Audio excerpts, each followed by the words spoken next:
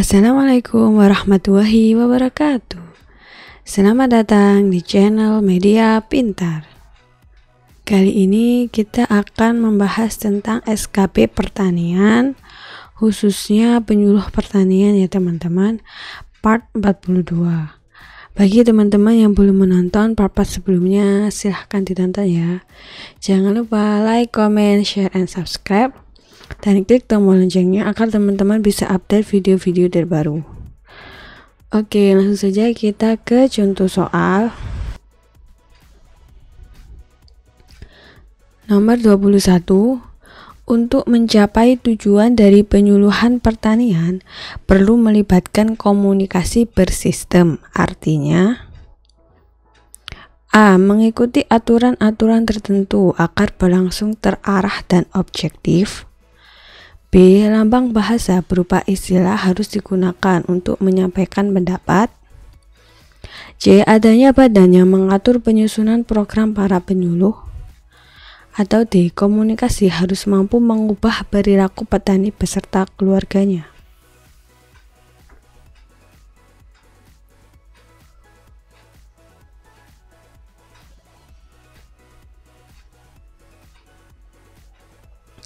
Oke, kita bahas ya teman-teman.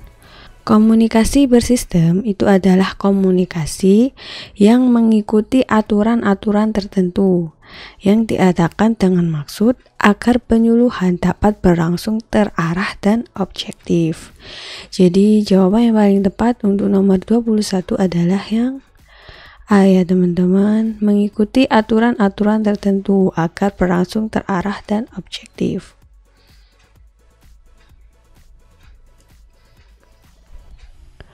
Oke, sudah paham ya. Lanjut soal berikutnya, nomor 22. Peranan tenaga penyuluh dalam mencapai tujuan penyuluhan pertanian adalah A. Sebagai penerjemah hasil-hasil penelitian sehingga petani dapat melakukan penelitian tersebut. B. Mengubah perilaku petani beserta keluarganya. C. Memantapkan harga hasil pertanian dengan harga dasar yang memuaskan petani. Atau D. Memilih tujuan pertanian yang layak dan optimum.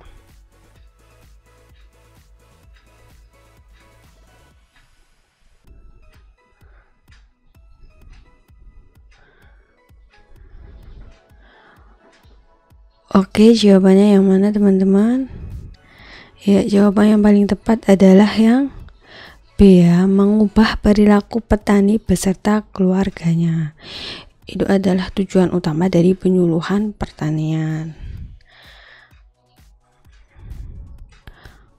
Oke, sudah paham ya teman-teman. Lanjut soal berikutnya, nomor 23. Dalam proses komunikasi, pihak yang terlibat minimal berjumlah A1, B2, C3, atau D4.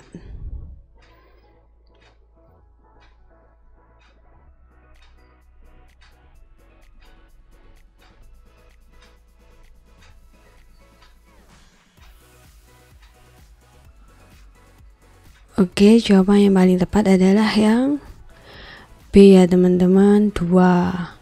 Karena komunikasi itu terdiri dari 2, minimal 2 ya. Yang pertama, pihak pertama sebagai pengirim pesan dan pihak kedua sebagai penerima pesan. Oke, sudah paham ya. Lanjut soal berikutnya, nomor 24. Kelompok sasaran dalam penyuluhan pertanian adalah A. Individu petani. B. Pertanian rakyat selaku lembaga. C. Keluarga petani.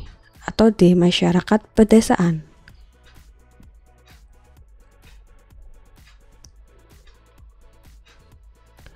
Oke, kita bahas ya teman-teman. Sebutan petani dikhususkan pada orang-orang yang mengerjakan kegiatan mereka sebagai usaha keluarga dan menyatu dengan kehidupan desa tempat mereka berada, baik secara sosial, budaya, maupun ekonomi. Nah, usaha pertanian semacam ini dikenal dengan sebutan pertanian rakyat. Maka yang dijadikan sasaran penyuluhan ialah pertanian rakyat selaku lembaga yang terbentuk dari petani beserta keluarganya dan masyarakat pedesaan secara keseluruhan. Jadi jawaban yang paling tepat untuk nomor 24 adalah yang B ya teman-teman, pertanian rakyat selaku lembaga.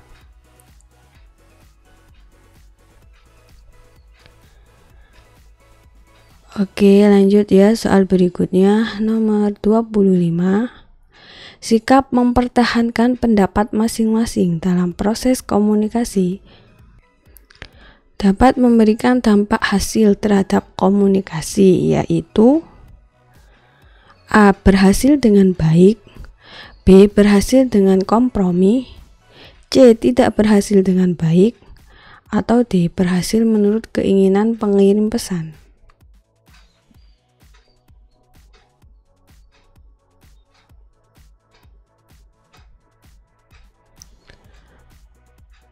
Oke, kita bahas ya teman-teman. Agar komunikasi berhasil, maka sikap mempertahankan pendapat masing-masing secara gigih harus dihindari. Jadi jawaban yang paling tepat untuk nomor 25 adalah yang C ya teman-teman, tidak berhasil dengan baik. Karena kalau ada sikap mempertahankan pendapat masing-masing, maka komunikasi tidak akan berhasil dengan baik. Oke, jelas ya. Lanjut soal berikutnya nomor 26.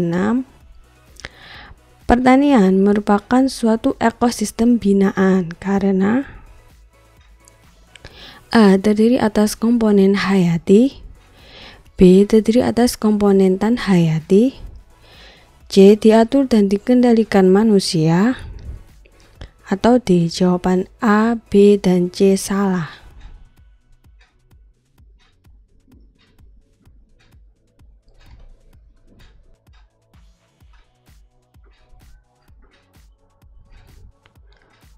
Oke, kita bahas ya teman-teman. Pada dasarnya, pertanian merupakan suatu ekosistem karena mewujud atau eksis atas interaksi antara komponen hayati dan komponen tan hayati atau abiotik ya. Komponen hayati berupa tanaman atau ternak yang dibudidayakan, sedangkan komponen tan hayati berupa tanah, udara, dan air.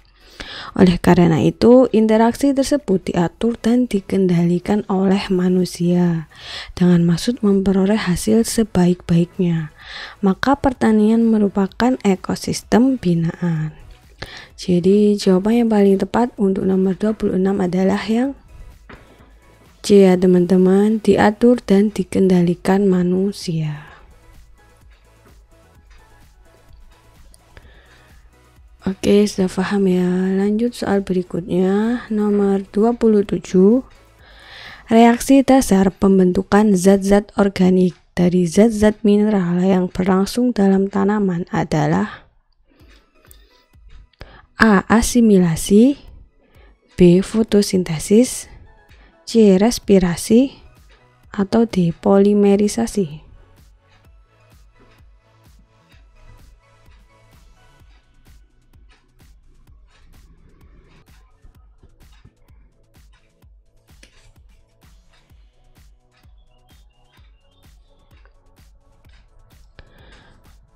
Oke, jawaban yang paling tepat adalah yang B ya teman-teman, fotosintesis.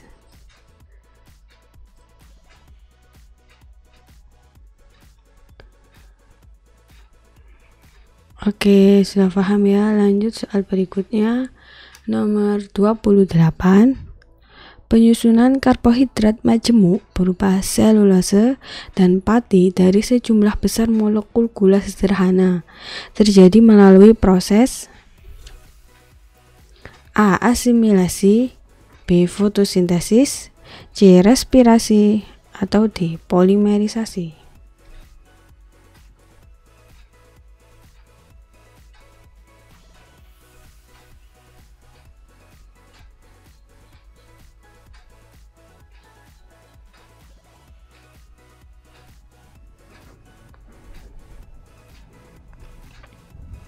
Oke, untuk A itu bukan ya teman-teman, karena dengan proses asimilasi tanaman dapat membuat bahan organik dari zat-zat mineral. Untuk fotosintesis ini juga bukan, karena tadi sudah dijelaskan ya. Fotosintesis itu adalah reaksi dasar pembentukan zat-zat organik dari zat-zat mineral yang berlangsung dalam tanaman. Untuk C, respirasi, ini juga bukan ya, karena respirasi itu adalah proses pernafasan pada tanaman. Nah, jadi jawaban yang paling tepat untuk nomor 28 adalah yang D ya teman-teman, polimerisasi.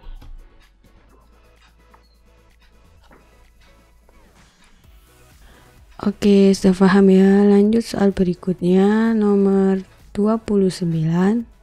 Pertanian disebut industri primer karena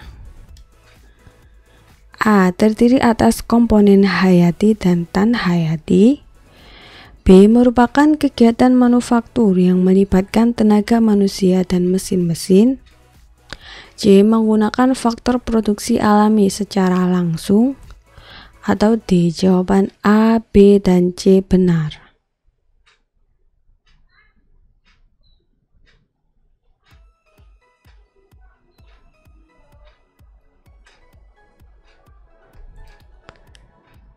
Oke, kita bahas ya teman-teman. Pertanian bekerja dengan menggunakan faktor-faktor produksi alami secara langsung. Maka pertanian disebut industri primer. Jadi jawaban yang paling tepat untuk nomor 29 adalah yang C ya teman-teman, menggunakan faktor produksi alami secara langsung.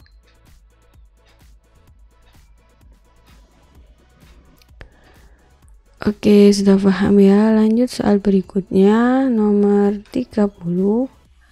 Lingkungan alam yang mempengaruhi pertanian adalah A. Iklim, B. Tanah, C. Timbulan atau bentuk muka daratan, atau D. Jawaban A, B, dan C benar.